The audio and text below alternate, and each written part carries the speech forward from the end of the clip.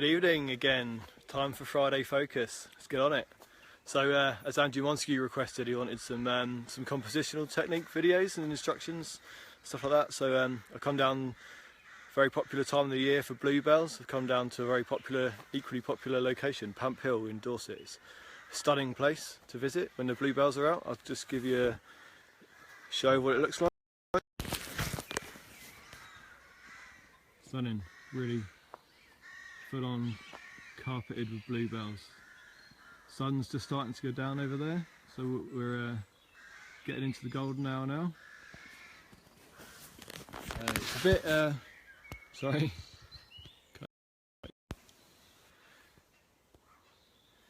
It's a bit of a grey day out west, unfortunately. I was hoping for a bit of a clearer night. The visualisation I had for the shot I was going for tonight was that the sun would pour in through the canopy of the woods, and I'd get some of those shadows.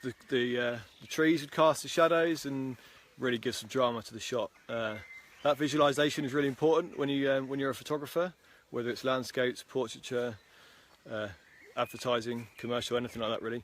But it's also very important to adapt to the circumstances that are thrown at you. I can't do anything about the light I'm given, unlike if I was working in a studio, because I'm working with natural light, being a landscape photographer, obviously. So I have to work with what I've got. Still a beautiful spot. Still plenty of shots to be had in woods like this. So if you look, I'm going to go over a few things first. My first point is that don't rush looking for a composition. Okay, take your time when you get there. Soak in the scenery. See what it looks like. It's all too easy just to go straight into somewhere, you know, looking around, trying to find somewhere that you like. So I'm trying to see if I can see the comments here. I can't actually see any comments on my. Yeah, sorry. Very easy to rush into setting up, you know, going straight into it. But just take a minute just to step back and have a look at the scene that you're looking at. So that's tip number one. Tip number two is think about your compositional rules, which I'll go over a few of those in just a second. So I'll skip over that one just quickly. Keep that one in mind. This will be 3 top tips. Third one is your perspective, which kind of comes into your compositional rules as well. And if you can hear me over the birds, I hope so. So yeah, looking at your perspective, if I can just turn my camera around now, I'll try and shout over the birds and make sure you can still hear me on the camera facing the opposite way, and I'll a few examples of what we've got here. So as I'm looking at this at the moment, I mean it's quite easy just to find a naturally beautiful shot when you're looking at somewhere like this. So anyway you look at, really, you know, like that, quite like that. There's the shot we're looking at there will give you a good rule of thirds. Rule of odds. Looking at those 3 trees there, you can.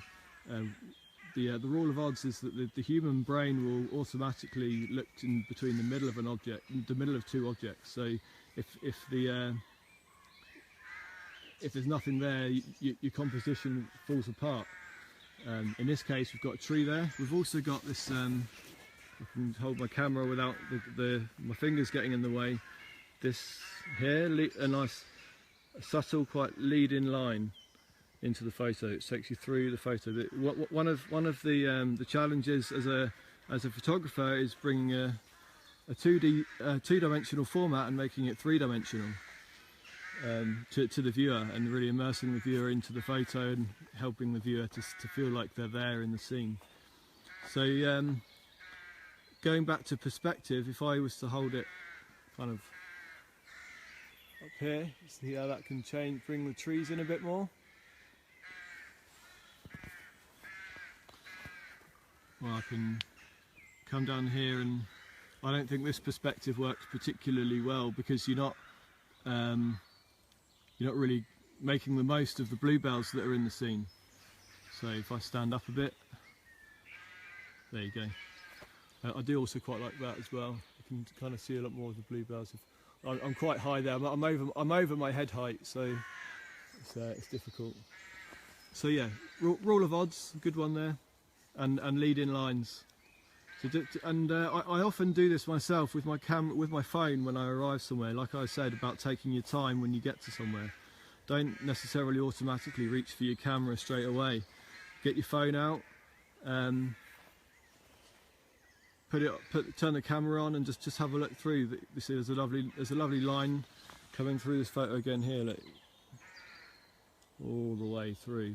Like, that line goes even further. You see. And in a place like this, you've got plenty of places to frame your subject as well. So you can, if I was to come over here, there's this tree behind me. Kind of, you've got some branches coming down off this tree behind me here. Some bushes, and that kind of helps add an extra bit of something to your shot there, just by framing it at the top there.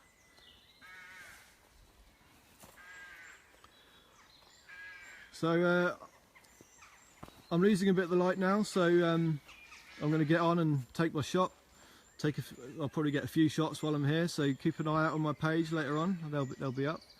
One thing I do want to say though is that when you come to places like this that are carpeted in flowers, try to respect the area, because it's a little bit upsetting sometimes when you come to a beautiful location like this and you see where people have just trampled the flowers, and it's kind of damaging to the wildlife in the area, and just doesn't make it look very pretty, and it's just a bit careless really. There's, as you can see, there's plenty of pathways through the bluebells, so there's plenty of places you can stand and have a photograph. Alright, thanks very much for watching. I'm going to crack on. See you later guys.